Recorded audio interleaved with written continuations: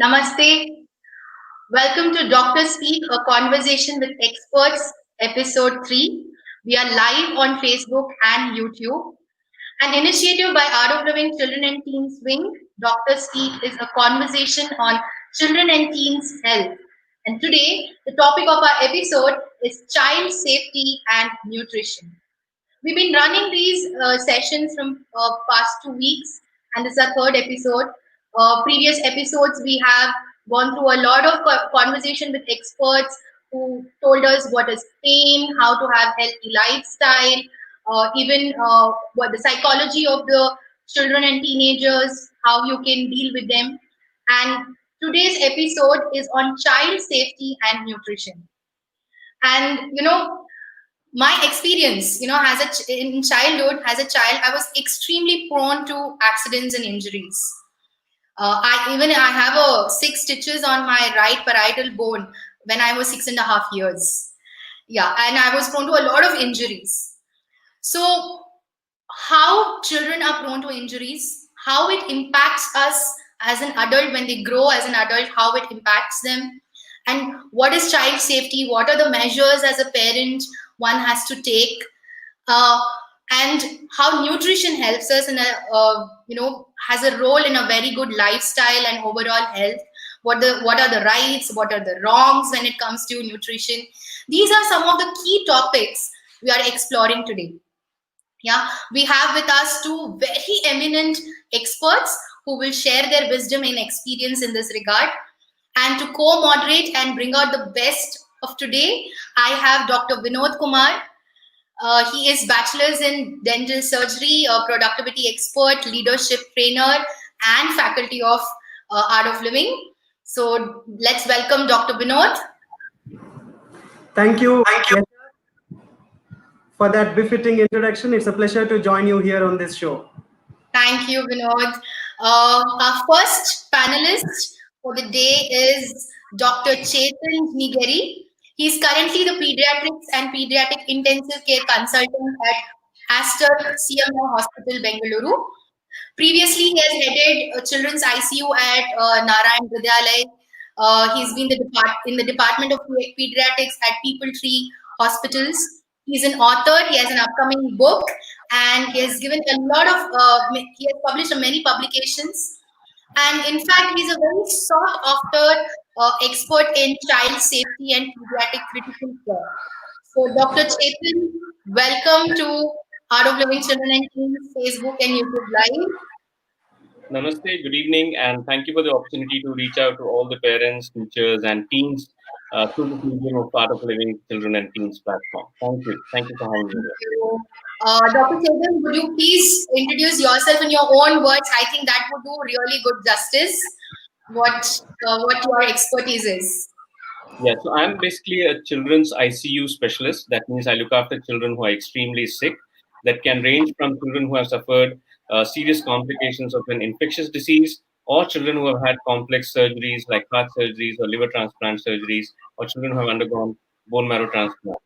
Almost the fast part of our job actually is that in our ICU in Aster CMI and before in multiple centers that we work, almost 20 to 30% of our work is related to accidents and injuries that have happened in children that could have easily been prevented at a community level. We do not want these children to come into the hospitals, and that pain point remained. And that is what inspired us to take up this whole project of child safety to prevent injuries, prevent disabilities, and prevent death in children. It's a serious issue, and I think all of us as a generation of parents need to wake up to this and protect our children and keep our children safe. That's so wonderful. Welcome, Dr. Chetan. Our next panelist is Dr. Harish Kumar. He's also the Pediatrics and Pediatric Intensive Care Consultant in Aster CMI Hospital, Bengaluru. But he's an expert in nutrition. And he also has an upcoming book on nutrition, which I'm really, really interested. And his expertise is in managing pediatric ICUs, procedural skills, resident and nurses training. He's known for his administrative skills and very pragmatic approach, and hence he's a very go-to person for all the critical crisis situations. So, Dr. Harish Kumar, please everybody welcome him. Hello, Namaste Dr. Harish. and good evening. Thank you all for giving me this opportunity to be on this platform. And Thank you. it's wonderful to be in AOL. Dr. Harish, why don't you just give us a small introduction of yourself in your own words so that we tell the audience what kind of a expert you are. Basically, I am a pediatric intensive care expert. We deal with sick children, and I work in the same unit where Dr. Chetan is also there. So we work together. Apart from working in an intensive care where we treat sick children, and it's a life and death situation with all this organ transplants, etc., all that thing. I developed a special interest in diet and lifestyle because during my course of journey, I found that there is a lot of children who are developing diseases for the future. And as such, now you see adults having a lot of cardiac arrest, young deaths with cardiac arrests, and all those things. If these children do not change their lifestyle, the future generation is going to be at more risk of non-communicable diseases. So that's how it drew my attention, and I am into that field also. Thank you, Dr. Harish. A very warm welcome to all of them. And I am sure this episode is going to be extremely informative. And I hope through this episode, we are going to bring a lot of awareness on child safety and nutrition to all the parents, audiences are waiting for that. Over to you, Vinodji. Why don't you start? Thank you so much, Isha. See, I know you as experts in the field. I also know you as two of the most wonderful human beings whom I came across in the health sector in the short period that I worked. And I think that has got a lot to do with your childhood. So, may I first ask Dr. Harish and Dr. Chetan to take us through your childhood? What inspired you to become doctors, and why did you choose pediatrics? Dr. Chetan, go ahead first.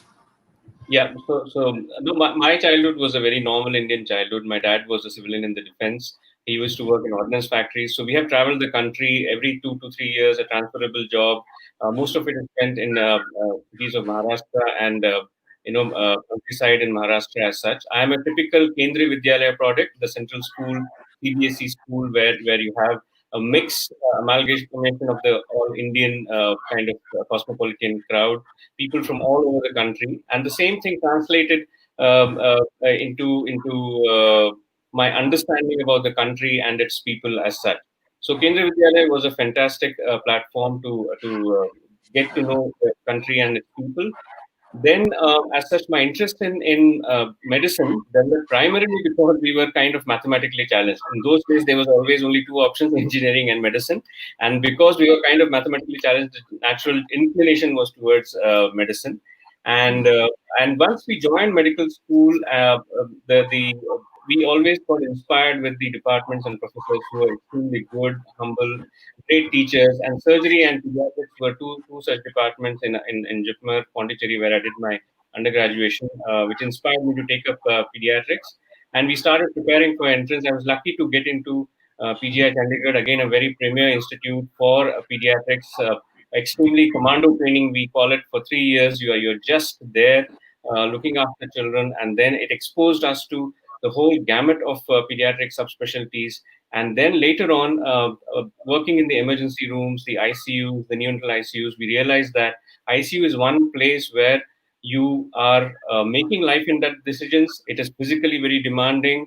You have to be sharp mentally, physically, emotionally at all times. And also, it is very intellectually stimulating because you're not an organ specific specialist. We say in medicine that disease has no landlord. So it cannot be just that your heart is dysfunctional or a liver is dysfunctional.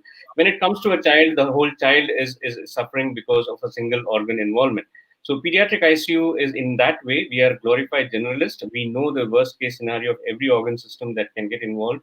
And we have seen that the decisions do make a life and death impact on the children and their families. So that pressure is something which we love to live with and contribute in a small way to the well-being of children as such.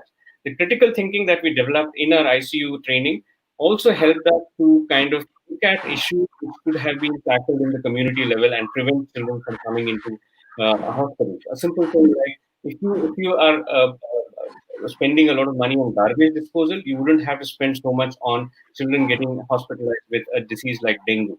Similarly, child safety is one such issues where, as I told before, 20 to 30% of our work in ICU is primarily injury-related toxins, poisons. So these are things which, if we go out from our intensive care units into the community, we will be able to make a bigger difference and preventing children from coming to the hospital. So in that way, we are having the best of both worlds: a technology intense, intellectually intense pediatric intensive care, as well as the ability to reach out to community with all our training and really educate parents and the community into preventable diseases in childhood. Thank you so much, Dr. Chetan, for sharing your story. May I ask the same questions to Dr. Harish? Yeah, I'm a small time town boy, father in government service, and lived in quarters, the government quarters, and that's how. So initially, I never somehow I had an affinity towards this profession of being a doctor, and as a child, I never thought of any other profession. Nothing else came to my mind. Not even once. If I will not become a doctor, what will I be? That question never arose throughout my childhood. I don't know why.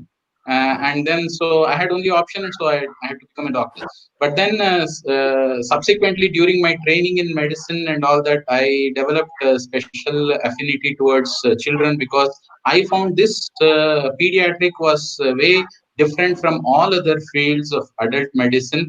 So somehow it attracted me, and I had some seniors as professors and all that, whom I like the way they handled, and that's how I entered this field. And more so with, again, saving very sickest of the children. Yes, it is a very challenging thing at times. It drains you out, but then there is a lot of satisfaction in that. Thank you, Harish.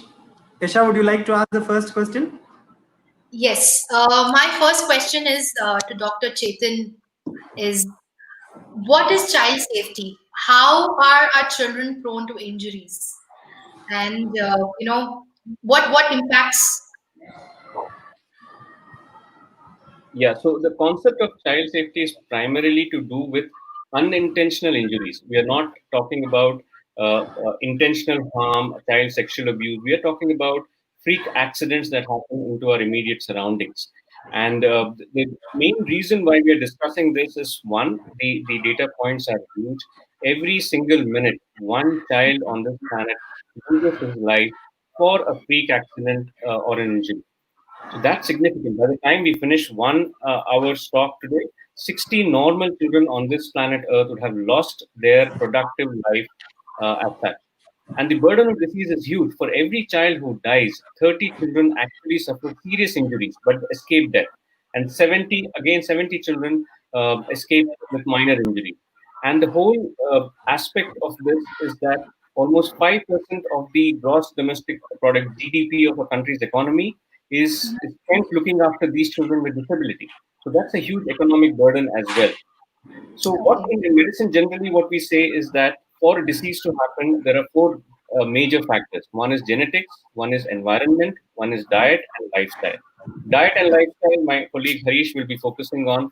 Genetics is not under our control, but environment is definitely under our control. So, if we are making certain behavioral and structural changes into our immediate environment, we can prevent children from being prone to these injuries in the long run.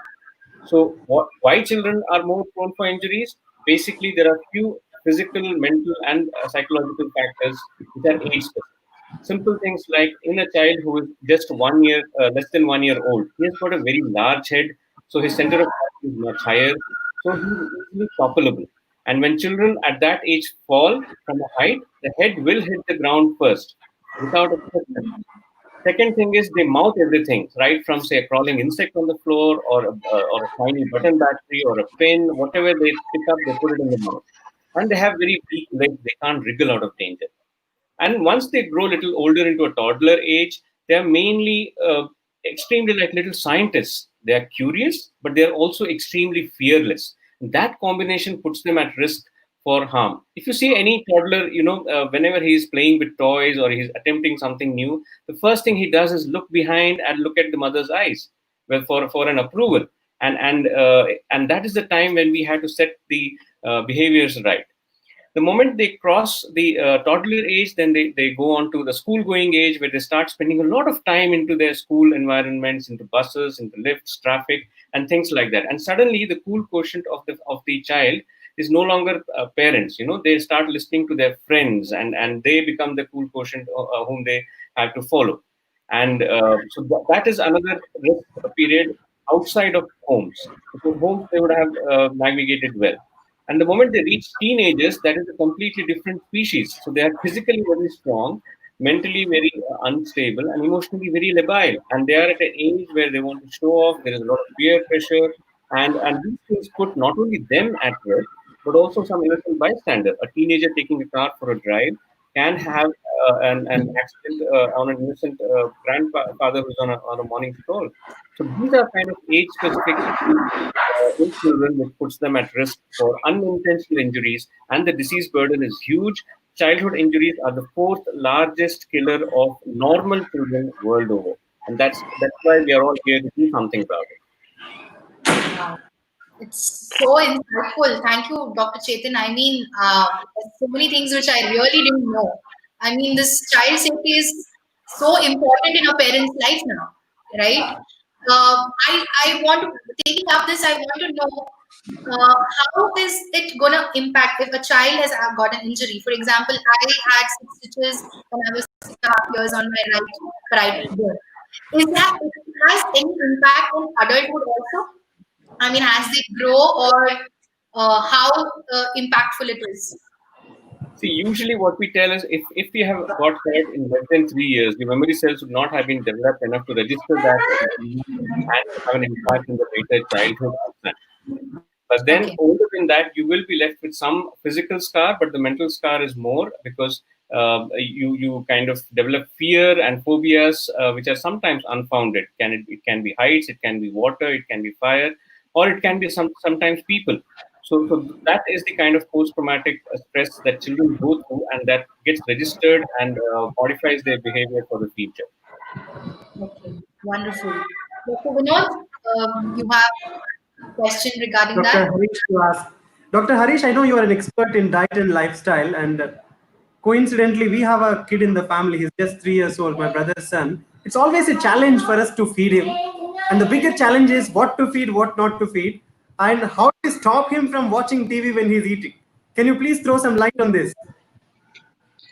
There are the three important questions you have to answer: what to feed, when to feed, and how much to feed.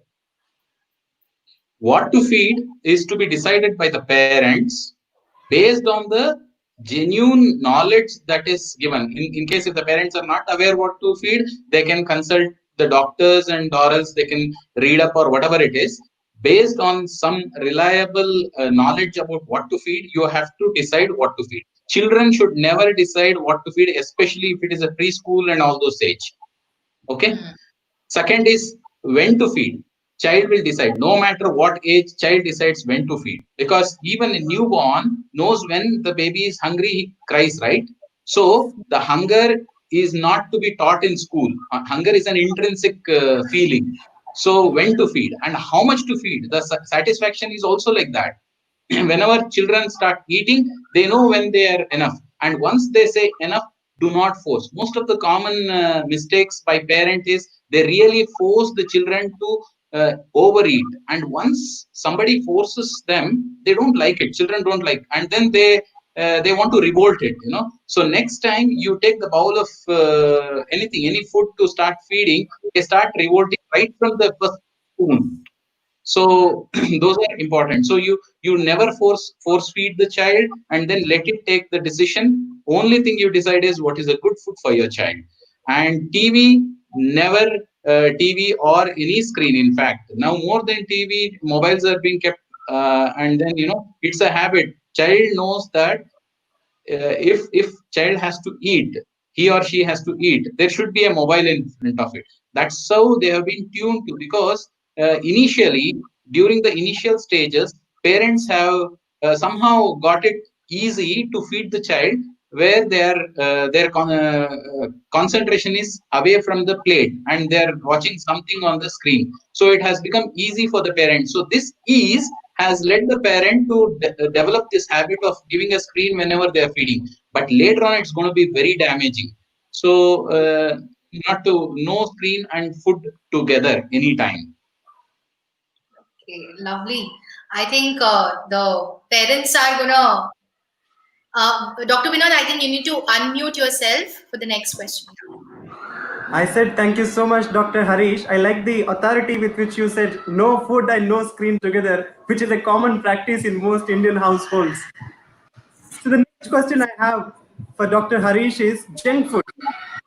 Children are prone to eat junk food, or is it the parents who force them to eat junk food? And how much of junk food is good, if at all it is good in the first place? Junk food is a wrong term as such. It is junk. It's not food. So we have made junk as food. We have perceived junk as food. That is one of the primary mistake that has happened by us. So there is no junk food as such. There is either food or a junk. So food has certain qualities, like it has to have the nutrients and it should help our body to gain the strength. If not, at least it should not damage us in at least the average quantity. So junk food is strictly no. But in today's era, somehow, somewhere it gets missed. So that is fine once in a while, or sometime, somewhere it is your diet pattern has missed. That's fine. But then junk food should not be given. Junk food is not a problem with the children only. It is also a problem by the parent also. One is junk foods are really tasty. Junk food is sold because it is tasty, not it is because it is nutritive. Just because it is tasty, it is sold. So everything is based on taste. For taste, junk has a lot of salt, lot of sugar above the permitted limits, and then trans fats. This is what it makes it as junk. Along with this, there is also synthetic tasting agents and preservatives and all those things. So basically, because it is very tasty, before even the child, the parents are addicted to the junk. They usually take little bit of that and this with the chai and all those things. So that pattern has just gone to the child. So it is the parent who is to be first made wrong in case if the junk is given, and children just follow what the parents are doing. In case if the child is born and brought up in a house where there is a lot of healthy eating pattern, healthy living pattern, children will automatically adapt that. Today children are not eating well because the family in which they have been brought up is not really eating well. And So, many times we see in the malls, when we are going around, before even the child, the parents or the elders are picking up the packets of junk and then putting it into their trolley, isn't it? so true, so true. So the next question I have for Dr. Chetan is, what's the role of parents in avoiding this unintentional injuries? I think if a child is injured, a large part of the responsibility goes to the parent who is attending to them. And most parents today are busy with their own work schedule. So can you throw some light on what is active supervision and passive supervision?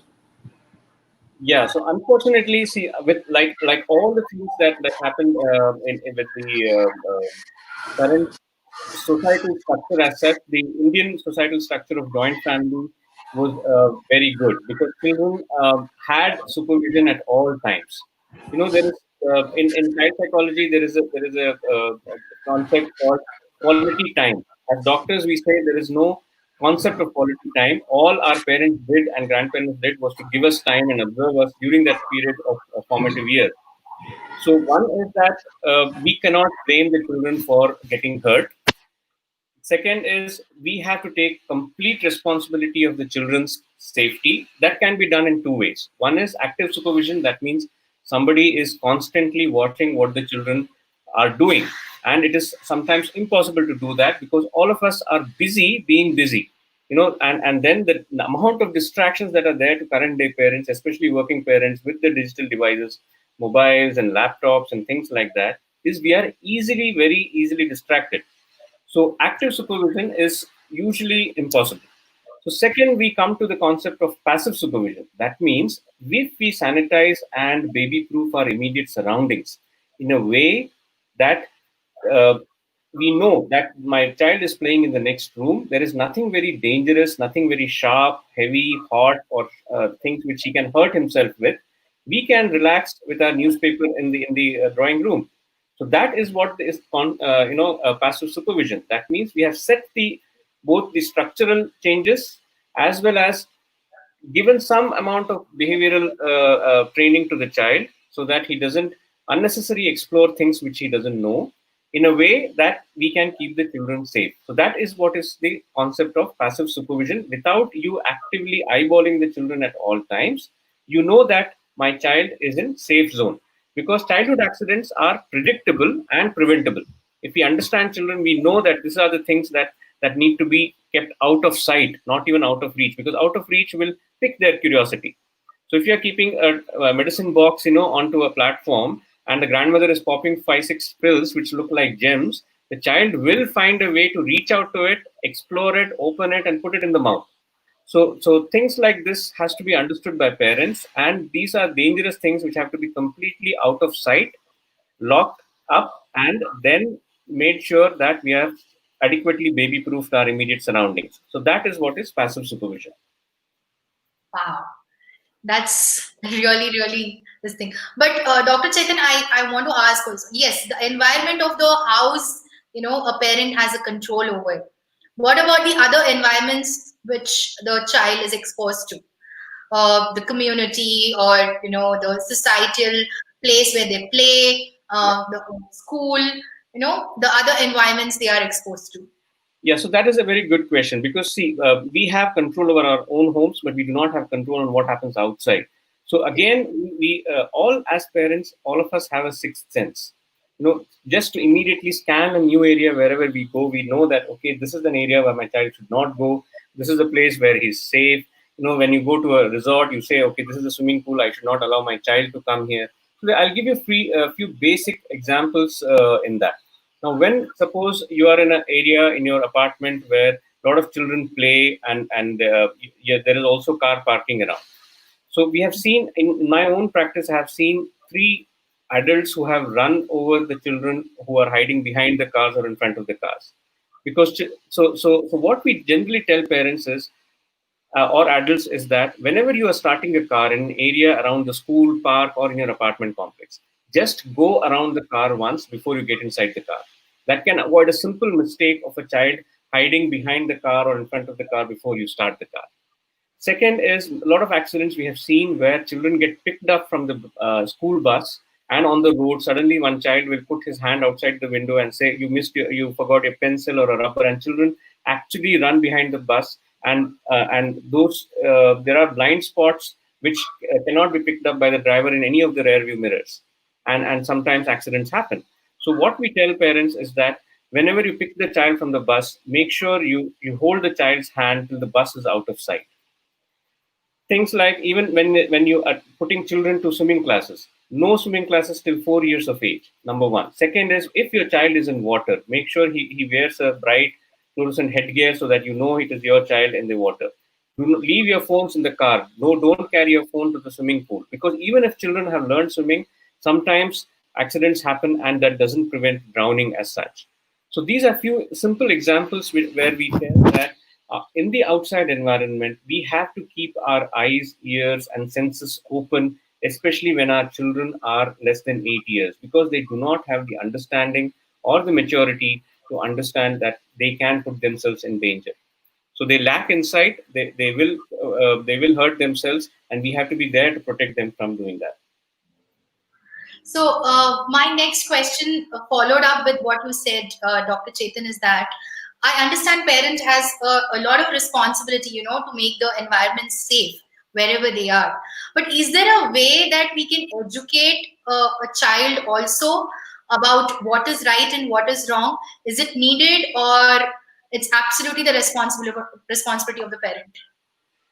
We can train children again, but then the primary responsibility still lies with the parents as such. See, what we tell is that more than what we tell our children, we always say that children do not follow what you say. Children always follow what you do. So if parents are actually modeling themselves again with a safe behavior, if they are putting things like hot cup of tea beyond the platforms, if they are safe with the use of knife, if they are not jumping signals, if they are crossing the road in zebra crossings only, children will model themselves behind their parents. But if parents are extremely careless, they burst crackers holding it in their hands and throw it, they are the kinds who show off, they are the kinds who break traffic rules, then be assured how much ever training you give to your child, it will not hold. The child will turn up to be one who follows the parents and not what the parents keep on saying. It's just like a background noise which they have no listening to. Wow. So it's the walk the talk. Whatever they Absolutely. are, they have to be the role models to their own children, even in child safety. Yeah, that's wonderful. Dr. Vinod, what do you? I like your statement where you mentioned, children follow what parents do, not what they say. Dr. Harish, I want to ask you, does that start before birth or after birth? I mean, does what a pregnant lady eats has an impact on the child? Does it impact his brain and smartness? Yeah. When the fetus, we call it, as when the baby is inside the womb of the mother, so everything that the baby is getting is from the mother, depending on the type of food she eats and everything. It has been seen, scientifically proved, that in case if the mother eats a lot of healthy food, there are very good chances that the baby grows well. And some of the nutritional factors like iron, DHA, good fats, PUFA, we call it as. If those nutritive substances in the mother's diet is adequate, then there are a bright chance that child becomes well developmentally, and in terms of the brain growth and all those things. Not only the physical growth, also the brain growth. They have also seen that in case in Western world, if the pregnant mother is there, smoking is common, right? So if the lady is smoking during pregnancy, and then the child becomes at risk for becoming addicted to smoking in their teens or even before that. So even here in our practice, we have seen that they come saying that my son or daughter, she likes tea so much. Then I asked, during your pregnancy, did you consume a lot of tea? She says yes, because these are all addictive substances. So whatever she is consuming, it is it's not going only for her. It is going also for the baby. So we call this as early metabolic programming. So depending on the nutrition available, baby has its own metabolic programming that happens during the fetal life.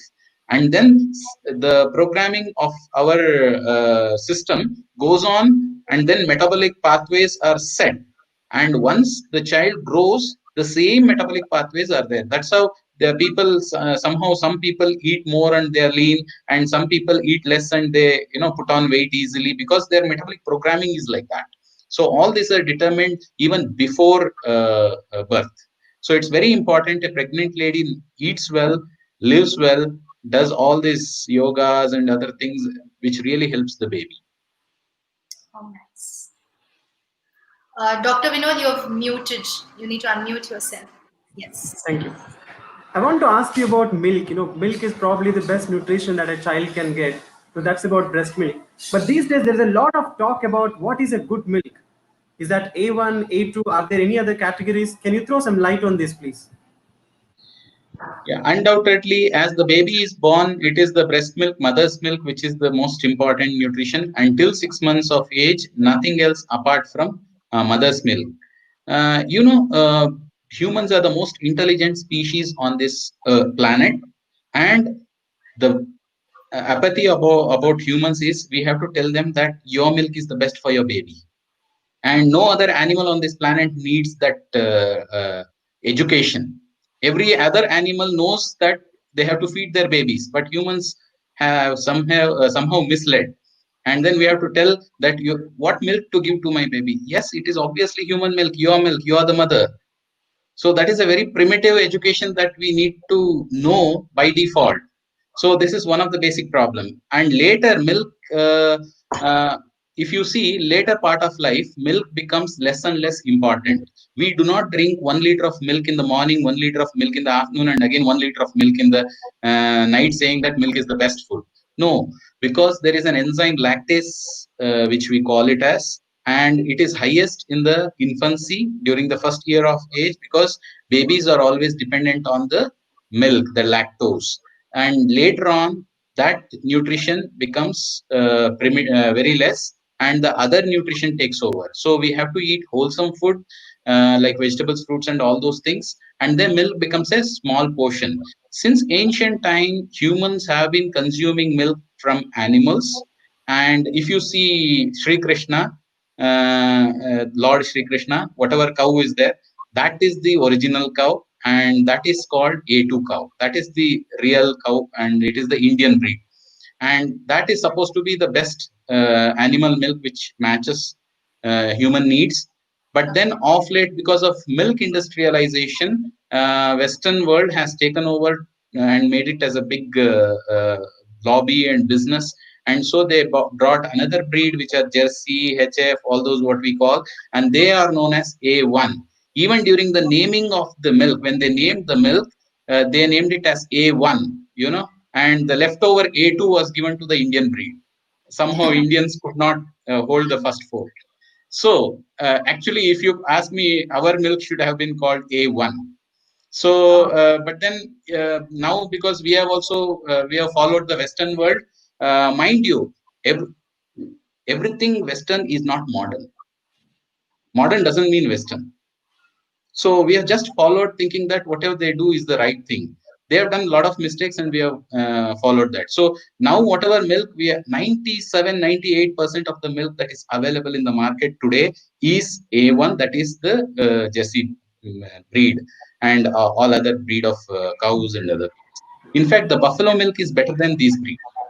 If you don't get the original cow milk, go for buffalo milk or any other, because they're all A2. The natural animals are all A2.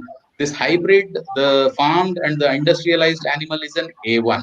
So A1 milk has a lot of disadvantage, like it increases the allergy, asthma, and later part of life, other diseases like diabetes, type 2 diabetes, heart diseases, all those things are linked to A1. And in my own personal experience, I have seen there are many pediatricians who have seen the children with asthma and allergies. They have given the very right treatment, and then there is no much improvement, and the child is brought to me by the parents. We have gone to 2-3 places. They have given, I said, the medicine wise they have given right, everything is fine, but then still, once in a while child becomes sick, and we are very disturbed, and all those things. And when I have done the change in their milk and some of the other food things with the same medicine, child has been doing very well. So there are many examples in my own personal practice. A lot of children have improved because of changing the pattern of milk and other food that they consume. Thank you, Dr. Harish. Thank you so much for throwing light on these facts, especially the A1, A2 Indian milk should have been A1, and whatever Western is not modern. Yasha, would you like to ask next question to Dr. Chetan? Yeah. Actually, this is a very common question. I think Dr. Chetan or Dr. Harish can throw more light. Is that how our lifestyle or the nutrition what a child gets from infant and toddler and thing, as they grow up, impacts their injury levels also, or their safety in teenage or preteens. Is there in a relationship? Is it a continuous process that a parent has to look over uh, with respect to child safety? How nutrition can help? That is my primary question.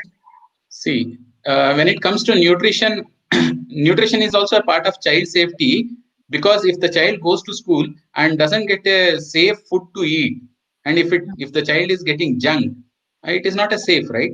So it is all about child safety in terms of nutrition. Coming to non-communicable diseases, whatever children eat and grow in their childhood, there are evidences that prove that if children have been eating lot of junk foods, and in case of wrong diet in their childhood, their arteries, their heart become weak even during their childhood, and they are at higher risk to become a heart disease patient in the adult, in fact in the early adult. In case if somebody is supposed to have heart disease at maybe 60, 70, 75 years of age, and if the wrong diet starts in the early age of childhood, then they may become heart patient by 30, 35 years also. And today we have seen that most of the children have been consuming wrong diet, and their body profile is not right, so it is not safe for their adult life. Okay. Dr. Chetan, with related to this, as nutrition and lifestyle is more important, do you think who the teenagers, the pre-teens and teenager are basically who want to get into sports or any other physical activity career, yeah, they are prone to more injuries? Or what do you think? How can a parent prepare if their child wants to be in a profession which is physically strenuous? Yeah, so I agree with kind of Harish. If we are looking at uh, taking up sports as a career, then the first 1,000 days of a baby's life is very important, right from the conception, and then the food, that the nutrition that the baby gets through the mother during the 9 months of pregnancy, and then the 2.5 years that follows. So first 1,000 days are very important for the metabolic programming to set the platform of nutrition, repair, regeneration right. Now, once Okay. that happens, on top of that, once the children actively pursue a sporting career, then it is about day-to-day nutrition, which it has to be mostly kind of plant-based, with a lot of fiber in the natural form that the nature gives us. We have to understand that anything which is in packet and tin is junk, and by the time it reaches from the farm to the plate, already 6 to 12 months would have passed. So that is purely based on taste, and there is no nutrition available in those food items. So that's about food. In terms of then the kind of physical rigorness and the rest cycle that the parents need to follow, they have to consult the doctors depending upon the body type, the muscle percentage, the fat percentage, and the bone growth. We will be able to design a program which will maintain the child's flexibility and not subject the child to something which is unnatural to his body type, and then make them more prone for injuries. So sports Okay. science and nutrition science itself has developed so much that we will be able to guide them on an individualistic basis. So there is no one solution fit all to all the children at that age. We are moving towards personalized medicine. We are moving towards individualized medicines, and looking at the child, the family, and their eating habits and their lifestyle, we will be able to design a specific program for them. Teenagers who want to actively pursue sports, they usually go in for a kind of self-help by watching what celebrities do, what celebrity sportsmen do, and take up that kind of cool lifestyle, a gym lifestyle, drinking a lot of protein shakes and doing gymming. That is really not needed, and that is not advised, because their bone growth, muscle growth, the tendons, cartilages are still immature for the human body to take that kind of a load at such an early age. They are jeopardizing their physical growth when they are starting all this without adequate supervision, and a good nutritional and medical support for that. Wow, that was something which I really didn't know at all. I mean, that was so apt. Actually, in fact, my next question to Dr. Harish was, what about these multivitamins? How celebrities are really, propagating it. So, Vinod, you have anything to add to this? Now, we've been talking a lot about prevention. I just want to understand from Dr. Chetan what to do when a child is injured, because child is unstoppable, undefeatable. As a result, injuries are tend to happen. Yeah. What to do when a child is injured? So that's a very important question, because that's first 10 years of my child safety journey was primarily towards prevention. And after every workshop, a grandmother or a mother will walk up to me and said, "Doctor, you have no idea how my 4-year-old is. You cannot match his energy." And I had to sometimes lock him up in a room so that he doesn't hurt himself. My both the parents go for work, and I'm sitting there whole day managing this 4-year-old running in and out of the house, and sometimes I get exhausted. So tell me something which I should be ready with when injuries happen. So first thing, we have a kind of matured and graduated from teaching about prevention to teaching also about first aid. And first thing we tell them is what not to do. Simple things like when child has had a head injury or a fall from height, do not just make them drink water or make them eat something. That is the usual tendency, that somebody gets a glass of water, somebody gets a spoonful of glucose and makes them eat or drink something. That is extremely dangerous in an injury scenario. The second thing is there are particular skill sets which we call basic life support and an injury prevention. We run a full day workshop on that. But then basic concept is this. Now, the threat of danger is always there in our immediate surrounding. The child is always vulnerable. And then we do not have the protective capacity because we have not learned those essential life skills of first aid. So threat of danger with a vulnerable child in the absence of protective capacity is equal to an unsafe child. Now, when the threat of danger, we add protective capacity to that by baby-proofing our homes and talking about passive supervision, there is one layer of protective capacity there. The child will remain vulnerable, naughty, curious, fearless, that we cannot change and we should not change. Then the protective, then the learning about first aid, there is something we can do there. We can actually train parents and teachers about first aid and add a layer of protective capacity. So threat of danger plus protective capacity, a vulnerable child remaining vulnerable and let him live his life, and adding one more layer of protective capacity by training and teaching parents will be the right way to go forward to prevent these kind of injuries.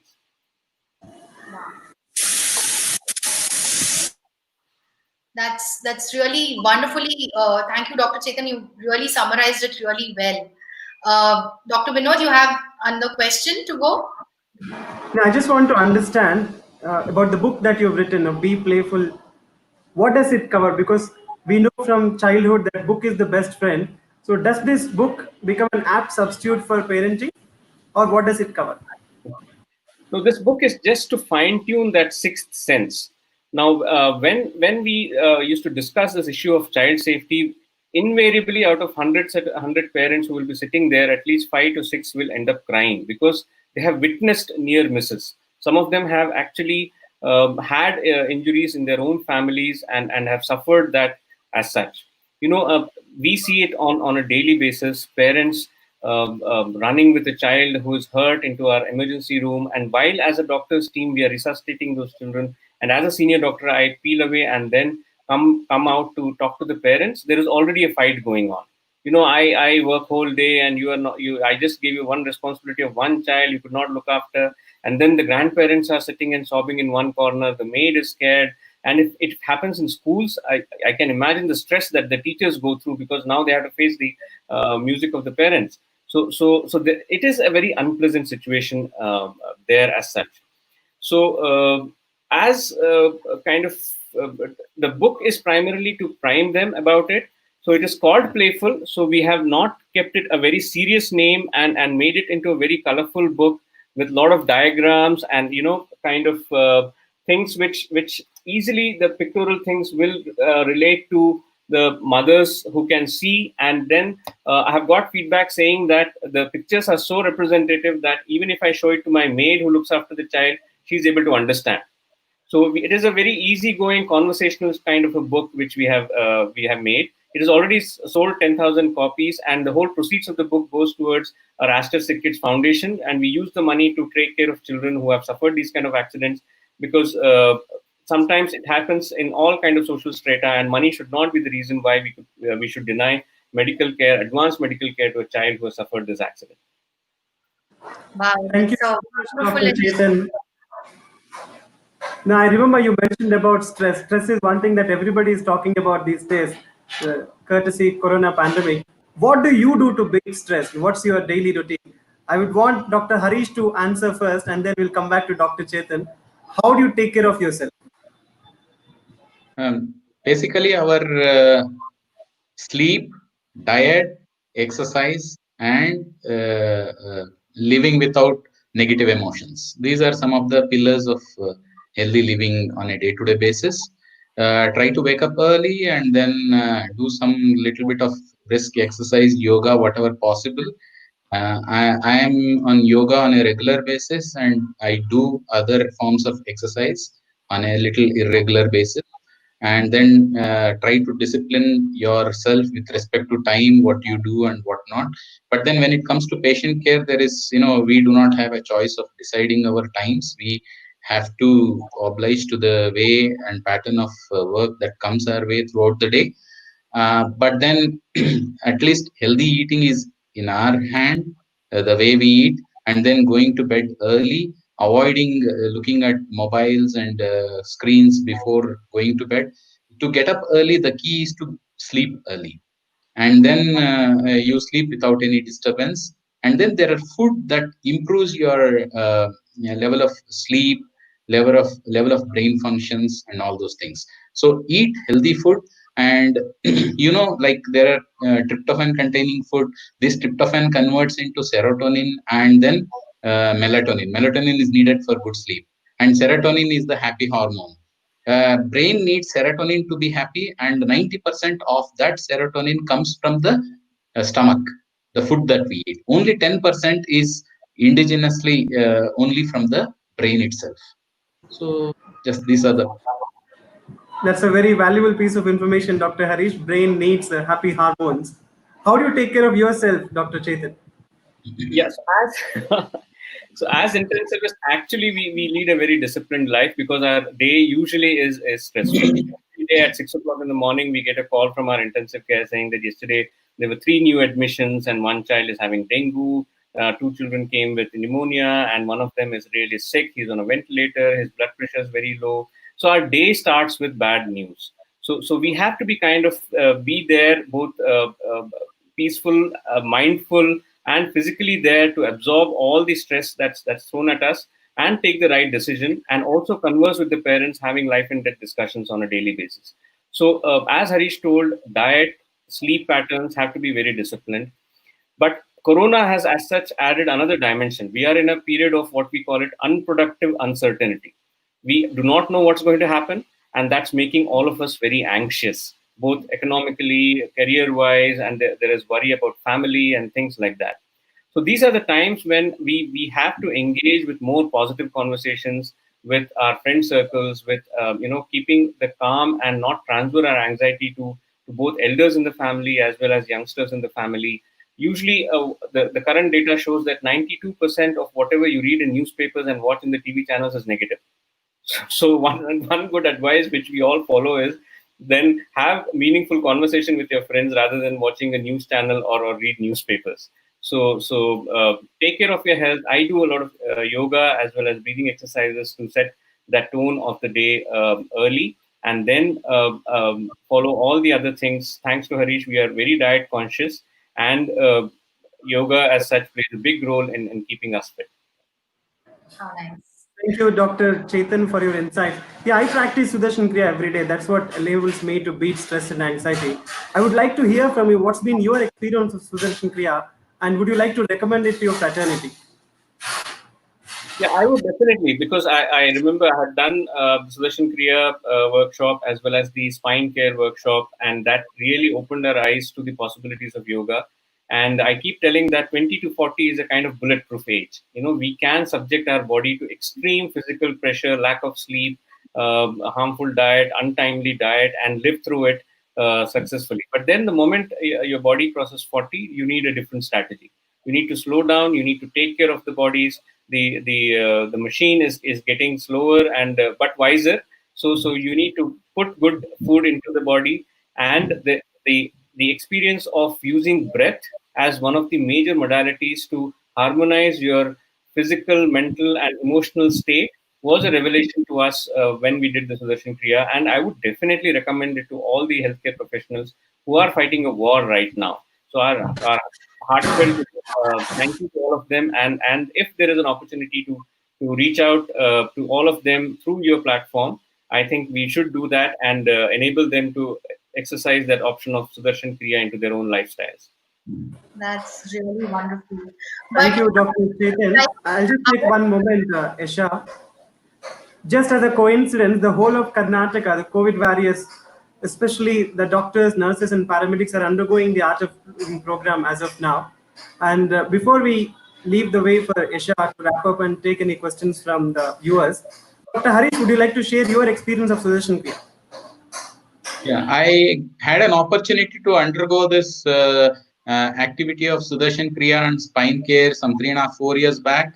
And after that, I have been following it on a regular and irregular basis. It has really helped. And during the COVID, most important is there are two important aspects of COVID affecting the humans. One is the breath, and the other one is the immunity. And Sudarshan Kriya and other yoga practices, along with the food, sleep, and other in combination, helps in improving your vital capacity in terms of breathing and sustaining your respiratory levels even at the worst of situation, and also improves your immunity. Immunity is the uh, core to fight corona, because we do not have a 100% standard medicine as of now.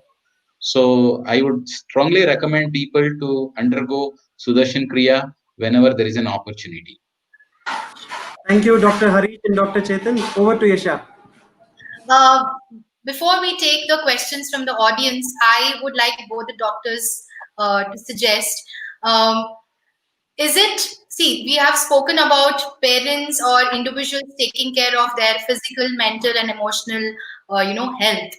But how important is for a child also, and when when do they need to start to have that balance? What do you suggest, Dr. Chetan? No, so as I told, the once we have decided to bring a new life into this world, I think that the time of responsibility starts then. So once the mother has conceived, I think that is the time when we have to kind of suddenly grow wiser and then make definitively good choices, not only for the for ourselves but also for the newborn that we are going to bring into this world. The initial 8 years, children do not have the maturity to understand good and bad. They don't have much insight, so they need hand holding. And that, again, as I told, will not be working with an instructional style. It will work with a role modeling style. So, if as parents, if we are healthy, if we eat healthy, if we watch healthy, if we talk healthy, then automatically that gets ingrained and hardwired into the child's psyche. Later on, as the outside influences grow, once children start spending a lot of time in the schools and they are outside the purview of the parental influence, then again we have to kind of still from hand holding, we have to put our hands on their shoulders, become friends and guide them, rather than nudge and guide and nudge them towards positive influences, rather than again have a conflict zone at home and do this, I am right, I am elder, and things like that. So the current generation has more receptivity and listening to more of a friendly nature parenting, rather than an instructional style of parenting, which we and our parents went through. But I think you should take Harish's word on this. He follows this to the T, and right from very early days, he has been putting the right practices in his children's lifestyle. Dr. I Harish. make sure I do yoga in front of my children so that they see what we do, and so that I don't have to just sit on a chair and instruct them. Okay, you do yoga, and then I'm going to watch TV. That doesn't work like that. And one thing to add up to what Dr. Chetan said now is, if a couple is planning to go for a child, have a child, it is said that both the husband and wife, their body have to be detoxified. It has to be in a detoxified and a nice state to have the child. So 2 to 3 years before if there is an opportunity, 2 to 3 years, if you have a luxury of planning it 2 to 3 years ahead, then these healthy lifestyles will lead to chances of having a very bright and healthy and successful child for the future. Wow, that was really, I think it is the statement of the entire episode, I felt. Thank you, Dr. Harish. We have few questions from the audience. Shall we take the questions from the audience? Yeah. Yeah. For Mani, can you, yeah. Vibhu Khanna, anything special to be considered in terms of kids' diet in current scenario? Dr. Uh, Harish? in current scenario, what I understood is they are talking about COVID scenario. Is it Oh, so? Okay. yes. So yes, COVID is all about improving your immunity to fight it out, as I told in the previous discussion. So there are some food which are known to improve your immunity. One thing, some of things like Indian herbs that we use, ginger, turmeric, tulsi, the holy basil, and any vegetables. In fact, any vegetable you eat, if you eat in the raw form, it improves your immunity. You see, animals have been. Have you heard? Have you seen animal having a sudden heart attack and dying? Any animal, right from zebra, lion. We have cows, buffaloes in our homes, right? We have all these sheeps and goats. Have anybody witnessed a heart attack in these animals? No, Does it never. mean that they do not have a heart? They do have. Only thing is they eat the food in a natural form, the way nature has given to us. So what human have been doing mistake is we cook or alter the pattern of food and make it more unhealthy but more tasty for us to consume. That is where we are going wrong. So if we eat the food in the natural form, uncooked, the way it is, our immunity will improve. Not only eating nutrients which improve the immunity, but most important is not to eat which reduces the immunity. Some of the things that worsens our immunity are the junks, right? Junk is one important thing, and the sugar and other chemical based ingredients. So these things have to be strictly prohibited for your immunity to grow. Your immunity is bound to grow. You have to just give the right thing to that. Wow, very nice. So, can we have the next question? Sundaram Narayan, these days, physical activities of children is on the wane, especially for those living in cities. This leads to introverted nature and lack of social skills. How this can be addressed? I think it's a wonderful question. So, Uh, yeah, so we completely agree with the kind of urbanization of this of childhood that is happening as such.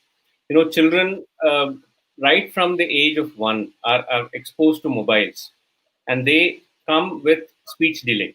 So, what we always advise parents is that the digital screens have become unpaid babysitters in the current day and age. That was not so when we were growing up. So, prevent exposure to the digital screens as such. In the first 5 years of life, all the senses have to be equally stimulated. That would mean your vision, your hearing, taste, smell, and touch. Now, once there is an overstimulation of vision and hearing, obviously all the other higher mental functions do not get an opportunity to grow. So, because of these kind of passive information that comes out from our screens, our children are unable to pick up language very well, have to cannot make eye contact very well, cannot have a very normal conversation with either children of their age or adults. So one thing what we tell is as soon as children are 9 months to 1 year of age, till 2 years of age, do not expose them to any digital screen. Whenever you speak to children, make good eye contact so that they're observing your face, observing your lips, and then they're exposed to a kind of a two-way communication that happens. Give more touch and feel toys. Use touch, hug your baby, let the baby sleep next to you, let him be in touch with you to get and develop into a very holistic human being. So once these things happen, again, we cannot just say go out and play and we switch on the TV and sit in the homes. That will not work. So we have to understand that again, children will do what we do, not what we say. So if we are going out with our children and playing active sports or engaging in a very two-way communication and sports being one part of that engagement as such, children will come around and they will enjoy outdoor activities, enjoy the kind of physical nature of sports and games. And nowadays they don't enjoy because there is an alternative. Just sit home, eat chips, and watch screen. Okay, so that is the substitute which we have given to our children. So that is not right, and we need to take leadership in that and take our children out ourselves rather than saying go out and play. Superb. So I think we have one more question. So we'll take that. Good evening, all. I have a question to Dr. Chetan about junk food usage that promotion are done in such a way that children get attracted. But can government agencies like FSSAI can have control on this? So I'll just answer initial bit of it. I think I'll allow Harish to throw more light on that. Basically, there is a lot of market-driven forces into our food industry right now, and because there is a lot of economics involved, and also parents themselves get lured by that advertisements. It is wrong to say that only children get lured with that advertisement. It is hitting us to the emotion as such. So over to you, Harish. I think you will be able to tell this better. Yeah, yeah, exactly what you said. So if we say drink tender coconut, and who's going to get the money out of it? Obviously, the person who is selling tender coconut on the roadside is not going to invest money to promote his tender coconut, right? So he doesn't have that bandwidth. Similar, but there are a lot of people who can put in money and say, use this cool drink and it will make you stronger. You can be a cricketer. You get a cricketer and say, this is what the cool drink you need to drink, and you will become like me. So it is all a finance that is taking precedence over the nutrition. So in my view, nutrition is a noble profession. Like medical profession, nutrition is more noble profession, and it is losing that during the course of finances and business. So industrialization of the food is the biggest disadvantage that is happening. And yes, the government can take a stand. Where you saw the COVID, the wine shops opened well before any other things were opened. So that is the same thing happens here as well. Food industry gives a lot of money. If somebody buys a vegetable from a farmer, there is no tax, there is no MRP, there is nothing. It is not structured into the taxation system so well, isn't it? Whereas if it comes into the factory and then processed and then goes with the, it becomes a proper countable money, and that is a revenue. So this revenue is somewhere not seen from the largest perspective of GDP and all those things. But then if we consume something directly from the farmer and eat, we are going to be healthy. It's called farm to table. Your food should come from your farm to the table. Dr. Chetan was discussing this point. And it is going through a big circle of everything that a farmer grows goes to the factory and then becomes a commercially and a business module, and then comes to your plate, where nothing much of food is remaining there. Yes, we have to put some, everybody has to join hands to fight against it, because there are big lobbies going on it. So we are on the way. We are planning to write. We have been telling this and we have been writing, but unless it is a big social movement, it's not going to work out so easily. Wow. Thank you, Dr. Harish. Thank you, Dr. Chetan. I think, the entire summary of the session was so insightful. I mean, I think parents have really made note of few of the changes they need to do as parents in their lifestyle to have their child very safe and healthy. So we are almost at the end of the session. Thank you so much, Dr. Chetan and Dr. Harish and Dr. Vinod, for joining us today and making this child safety and nutrition be the most important, as well as easy thing what parent can really do hands on. Thank you so much, Dr. Chetan, Dr. Harish. I'm sure I have a lot of questions, and I'm sure that there must be a lot of questions from other parents also. Thank you so much for joining us and giving such knowledge and experience. Thank you so much. Thank you very much. Thank you. Namaste. Thank you so much for this opportunity. One final message to the parents as such. What we generally tell about children is that children depend on us for 3 L's. That is love, learning, and laughter. And today, through this platform, we wanted to add a dimension of safety and nutrition to it. So please add one S and one N to that. And then you will have a very wholesome family and a happy family to go with. Thank you so much. Chetan. That was really beautiful. Thank you so much. Thank you. Thank you. Thank you. Namaste. So we are at the end of the session, and I think every parent who has been watching our Facebook and YouTube live, you must have made a lot of notes of what Dr. Chetan and Dr. Harish really mentioned in our session. I think to summarize, lead the way to your children. If you are healthy, you take your health seriously, body, mind, and emotions. You are healthy. That's how you are going to guide your children to be healthy. I think that was the summary of the entire session today.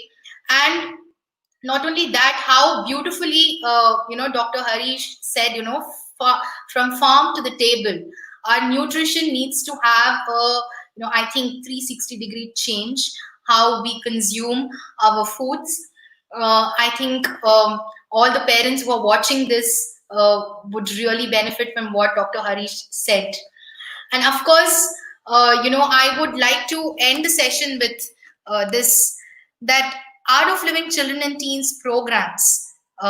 We during the COVID, now we have a lot of online programs, are helping children not only to build their body, mind, and emotions through yogasanas, but it helps in a different perspective for children to be positive, be very happy, and look forward in a very bigger way, a bigger vision.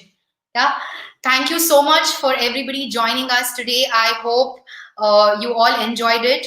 More about our programs are given in the scroller down here. Do visit us, do know more about our programs and enroll to it. Thank you so much for joining us today. Namaste.